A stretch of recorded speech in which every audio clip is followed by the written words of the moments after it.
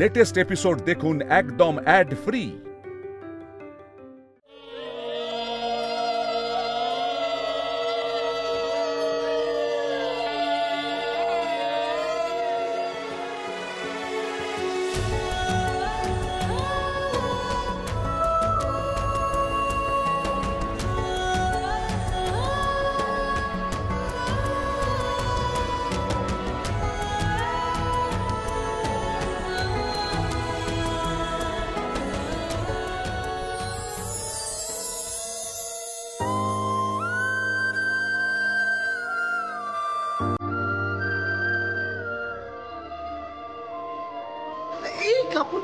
এই ধর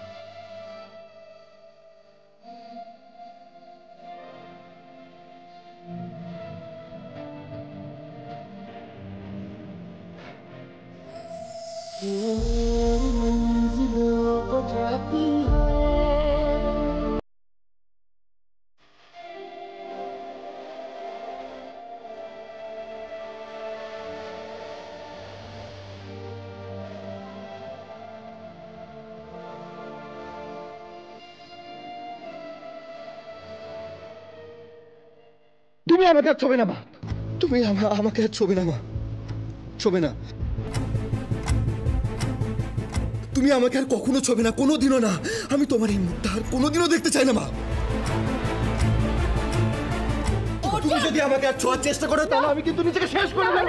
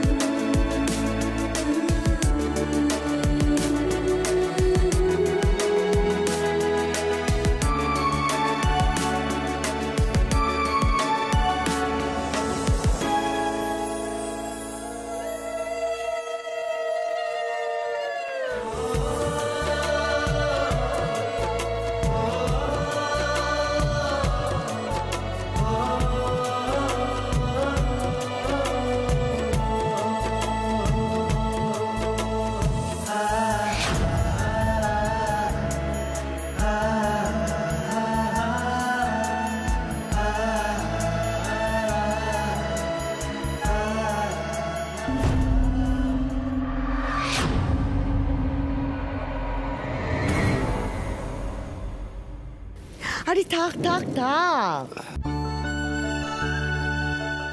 দীর্ঘজীবী হও, তোমরা দুজনে খুব ভালো থাকো। কি বলেছিলাম না যে ঠাকুর আছে, দুজন দুজনকে আগলে নিয়ে চলবি, কেমন? আরে আমাদের দিকে একটু টাকা। এই কদমা এদিকে, দিন দিন তো ফিসেটা বেড়েই চলেছে। এনে ধর। এসব আবার কেন? অনেক রাত হয়েছে, পেটে কিছু পড়তে হবে তো, ওরাও তো আছে এখানে। তো খাবার দাবার সব ভেস্তে গেল, ভালো কোনো জায়গায় খেয়ে নিবি, বুঝতে পেরেছিস? পরে একটা জমিয়ে পার্টি হবে। তুমি না আরেকটা দাও। আবার শুধু খেতে দিয়েছি। আসি রে, তোরাও কিছু খেয়ে নিস, নাকি বাকি রাত একে অপরকে দেখেই কাটিয়ে দিবি? হ্যাঁ যাবি না? আরে যাচ্ছি যাচ্ছি যাচ্ছি যাচ্ছি, চল এই চল।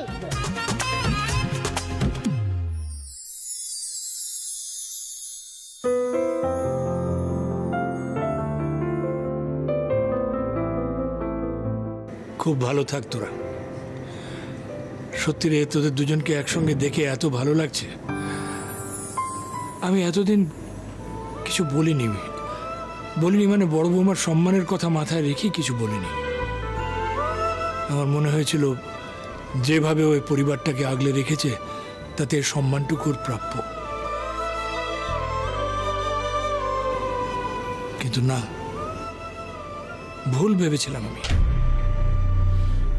সংসারটাকেও আগলে রাখিনি, বরং নিজের মর্জি মতো যা খুশি তাই করেছে, আর তাতে আমাদের পরিবারটার ক্ষতিই হয়েছে। কিন্তু আর তা হবে না। আমার স্বর্গত দাদার পরিবারের আর কোনো ক্ষতি আমি হতে দেব না। তোরা ভালো থাক, সুখে জীবনযাপন কর।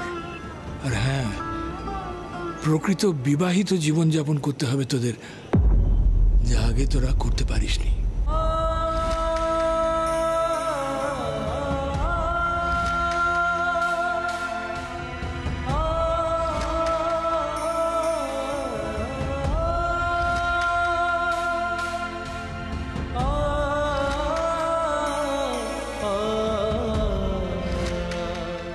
মা কি এখনো নিজেকে ঘরে বন্ধ করে রেখেছে?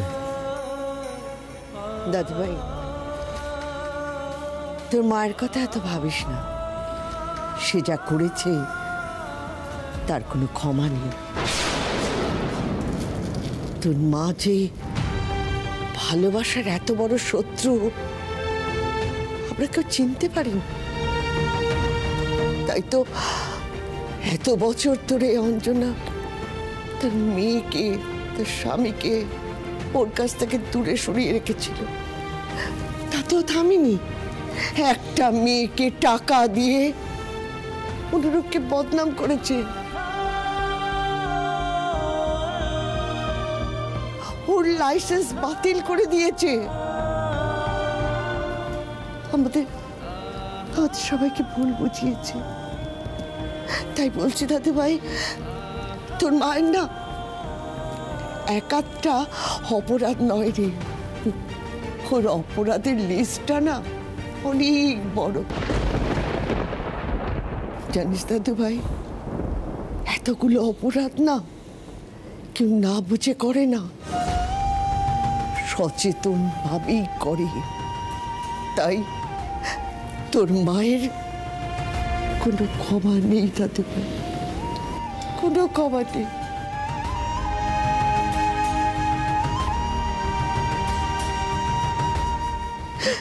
জানিস দাদু ভাই, আমি বড় বৌমাকে ভাবতাম আমার ঘরের লক্ষ্মী,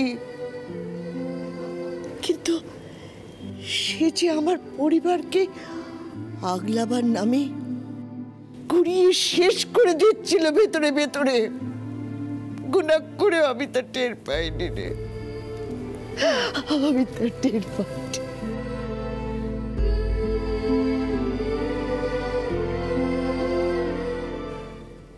এতক্ষণ আমি চুপ করে থেকেছি, কারণ আমি চেয়েছিলাম যে অর্জুন আর তুবড়ির বিয়েটা নির্বিঘ্নে হয়ে যাক। কিন্তু আর নয় ঠাম্মি, আর নয়। আমার বলতে কোনো দ্বিধা নেই। আজকের পর থেকে আমি আর আমার মায়ের প্রতি কোনো মায়া মমতা রাখতে পারবো না। শুধু নিজের সন্তানের কথা নয়, আমার সন্তানকে আমার কাছ থেকে দূরে সরিয়ে দেওয়ার জন্য মা যা করেছে, তারপর আমি আর কোনোদিন মাকে ক্ষমা করতে পারবো না। আমার মাকে সব হিসেব দিতে হবে। এর শাস্তি মা পাবে, আর সেটা আজই। আমি মাকে ক্ষমা করতে পারবো না। দিদি, দিদি না, দিদি তুমি প্লিজ, দিদি শান্ত হও প্লিজ। দিদি আমাকে আটকিও না প্লিজ। দিদি না, রাগের মাথায় উত্তেজনার বশে এত বড় একটা ভুল তুমি আমি করতে দিতে পারি না। দিদি, এতগুলো বছর পর তুমি তোমার মেয়েকে কাছে পেয়েছো, নিজের স্বামীকে ফিরে পেয়েছো। তুমি একটা ভুল করে আবার সবকিছু তছনছ করে দিতে চাও। জীবন তোমায় আরেকটা সুযোগ দিয়েছে দিদি। দিদি, এবার তুমি একটু হাসো, আনন্দে বাঁচো নিজের কাছের মানুষগুলোকে নিয়ে। মা যেটা করেছেন তার শাস্তি উনি শুধু আজ নয়, সারা জীবন পাবেন। বন্ধু, তুই কি পাগলামি করতে চাচ্ছিলি? হ্যাঁ, তুমি তো ঠিকই বলেছে, মাথাটা ঠান্ডা কর। এ কি রে দিদি ভাই, এত বছর ধরে কত ঝড় ঝাপটা সামলেছিস, তোর মেয়ের প্রতি ঝড় বয়ে গেছে। এখন সেই মেয়ের মুখ ছুঁয়ে একটুখানি ঠান্ডা হ।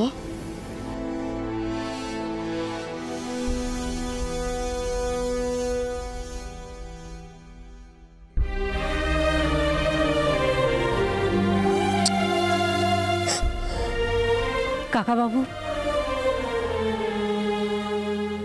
আমি একটা কথা বলতে পারি? হ্যাঁ বলো ছোট বৌমা। বলছিলাম যে এতদিন তো দিদি সব কিছু নিজের হাতে করতো, আমি কখনো কোনো কিছু করার কথা ভাবিনি। এখন পারি?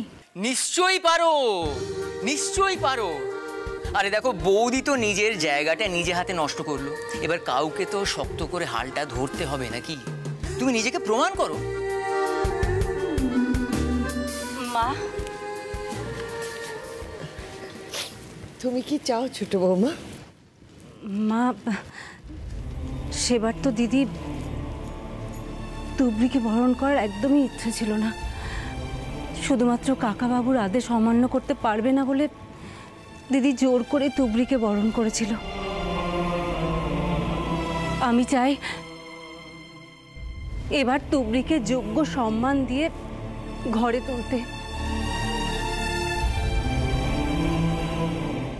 বাহ ছোট বৌমা, বাহ, কি সুন্দর তুমি গুছিয়ে কথাগুলো বললে। আমার গলায় যদি মুক্তোর মালা থাকতো না, এক্ষুনি খুলে তোমার গলায় পরিয়ে দিতাম।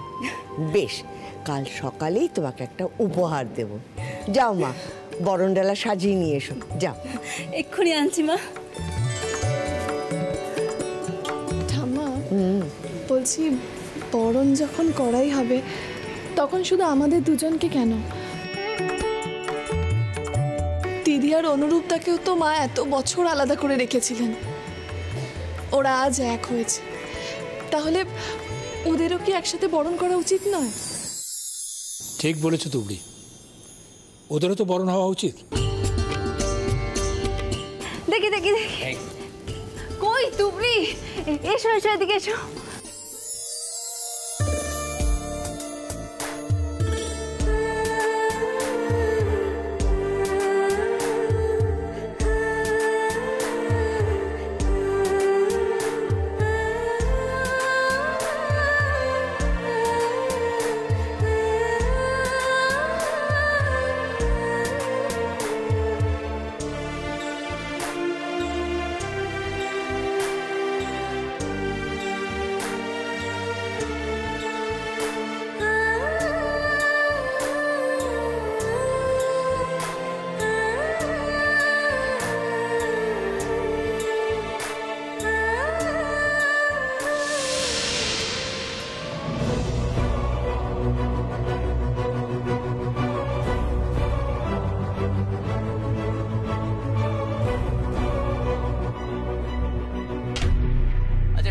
আমি বলি কি, এদের দুজনের আর কাল রাত্রিরে কাজ নেই, এরা তো সারাক্ষণ কাল রাত্রিরেই ছিল, এবার সোজা ফুলসজ্জা।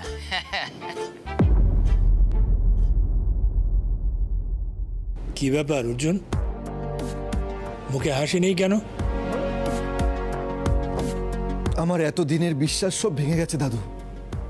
এত এত আনন্দের মধ্যেও যেন আমার কিচ্ছু ভালো লাগছে না। ভেতরটা না দুমড়ে মুচড়ে গেছে আমার। অর্জুন, আপনার মা এতদিন আপনার জীবনে অনেক কিছু নষ্ট করে দিয়েছে, এখন যখন সেগুলো ফিরে পেয়েছেন তখন এই মুহূর্তগুলো আর নষ্ট করবেন না, আমাদের সম্পর্কটাকে অসম্পূর্ণ রাখবেন না।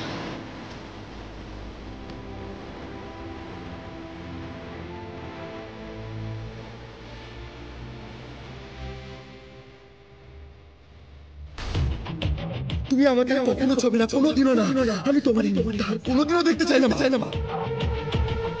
অর্জুন তুবড়ি, তোমরা একটু এইখানেই দাঁড়াবে, হ্যাঁ? আর শোনো, তুমি একটু আমার সঙ্গে এসো। কেন, কি হলো? আরে বলছি তো এসো, একটু দরকার আছে, এসো না তাড়াতাড়ি। অগত্যা। ও বাবা, উত্তেজিত হয়ে ছোট বৌমা ছুটলো কোথায়? কে জানে, মাথায় কিছু একটা এসছে নিশ্চয়ই। এত খুশির মধ্যে মা নিজেকে আলাদা করে রেখেছেন। খেতে না দিলে তো উনি খাবেনও না। না না, একটা মানুষ না খেয়ে থাকবেন, এটা কিছুতেই হতে পারে না। তুবড়ি, আমি আসছি। কোথায় যাচ্ছ তুমি? আসছি।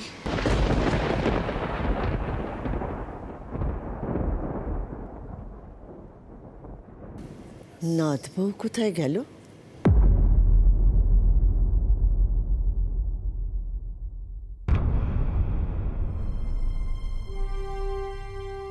দিদি এতটা নিষ্ঠুর, এতটুকু একটা বাচ্চা মেয়েকে তার মায়ের থেকে এতদিন আলাদা করে রাখতে পারলো? সুধা, তোমাকে এর আগে কতবার বোঝাবার চেষ্টা করেছে বলো তো, যে অঞ্জলি বোস একজন অত্যন্ত স্বার্থপর মানুষ। তুমি বুঝতে যাওনি, এখন বুঝতে পারছো তো তার স্বার্থপরতার লেভেলটা কোথায়। তবে হ্যাঁ, এবার সিদ্ধান্তটা তার ভালোই ভেঙেছে। আর এখনই সময়, বুঝতে পেরেছ? এখন যদি আমার নিজেরটা আমি গুছিয়ে নিতে না পারি, সারা জীবনে আর কিচ্ছু করতে পারবো না। কি জানো তো সুধা, এই সারা জীবনটা ধরে চাকরির বেতন গোনা আর চোরাবালিতে মুখ বুজে পড়ে থাকা, আমার দ্বারা হবে না। থাক না এখন এই সমস্ত কথা। চলো আমরা অঞ্জনার ঘরটাও বরং সাজিয়ে দিই, ওদের ঘরটাও তো সাজাতে হবে। চলো চলো চলো।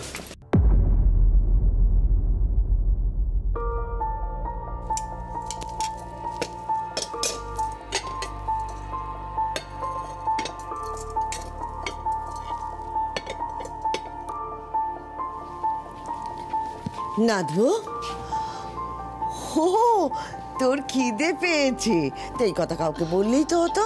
না ঠাম্মা, আমার জন্য নয়। তাহলে? মার জন্য।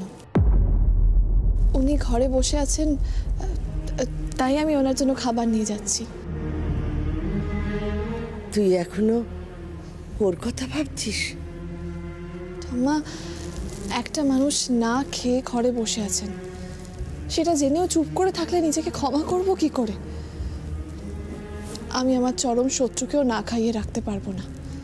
সেখানে উনি তো আমার শাশুড়ি মা, মুখ কুড়িয়ে কি করে থাকি বলো? এত বড় মন তোর, সেই জন্যই ভগবান তোর থেকে চোখ ফিরিয়ে রাখতে পারেনি। তুই বড্ড বড় মনের মানুষ রে নাথ বউ, বড্ড বড় মনের মানুষ। ঈশ্বরের হাত তোর মাথার উপরে সদা সর্বদা থাকবে। বেঁচে থাক। আমি যাই, বড্ড ক্লান্ত লাগছে। যা, তুই খাবারটা দিয়ে দে।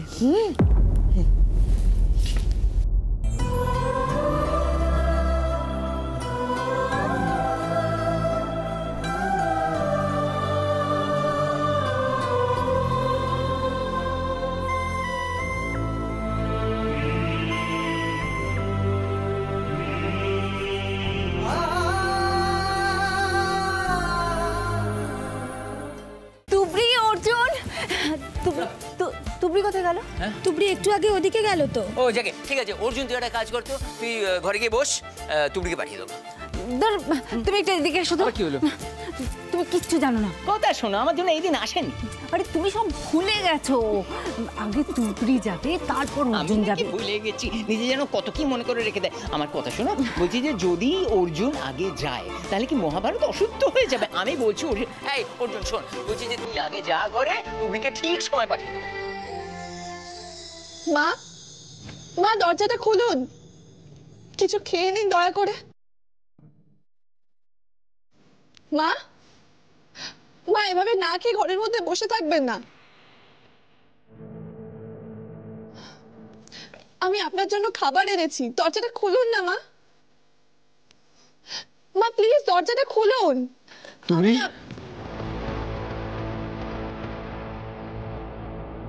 তুমি এখানে কি করছো? কাকিমা যে বললো তুমি এক্ষুনি ঘরে আসবে, তাহলে ঘরে না গিয়ে তুমি এখানে কি করছো বলবে আমায়? আপনি ঘরে যান, আমি আসছি। তুমি চলে এসো তুবড়ি, তোমার কিন্তু এখানে আসার কোনো দরকার ছিল না। উনি আমার চোখের সামনে তোমার সাথে অনেক ভালো ব্যবহার করেছে, আর আমার চোখের আড়ালে কি কি করেছেন সবটা আমার কাছে পরিষ্কার আজ। এরপরেও তুমি কেন এখানে এসেছো বলবে আমায়? হুজুর, সে যাই হোক না কেন, তাই বলে উনি না খেয়ে থাকবেন? সেই জন্য আমি খাবারটা দিতে এসেছিলাম। তুবড়ি, জেলে থাকলে নিশ্চয়ই ওনাকে কেউ বসে খাওয়াতো না। তুমি খাবারটা দিয়ে চলে এসো।